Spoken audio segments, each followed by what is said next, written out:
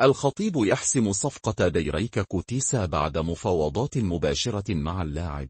في تحرك سريع وحاسم، نجح السيد محمود الخطيب رئيس النادي الأهلي المصري في إقناع اللاعب السويسري ديريك كوتيسا بالانضمام إلى صفوف القلعة الحمراء خلال فترة الانتقالات المقبلة، وذلك بعد مكالمة مباشرة بين الطرفين. وبحسب مصادر مطلعة، فقد علم الخطيب بدخول نادي بيراميدز في مفاوضات رسمية مع اللاعب كوتيسا لضمه إلى صفوفه، وهو ما دفع رئيس الأهلي للتحرك فورا والاتصال باللاعب لعرض فكرة انضمامه إلى بطل إفريقيا. وخلال المكالمة، استفسر السيد محمود الخطيب من كوتيسا عن تفاصيل العرض المالي الذي تلقاه من بيراميدز، ليعرض عليه الأهلي بدوره مبلغا قدره 1.5 مليون دولار إلى جانب المزايا الفنية والتاريخية التي سيحظى بها اللاعب مع الفريق الأحمر. كما شدد السيد محمود الخطيب على الفارق الكبير بين اللعب في الأهلي،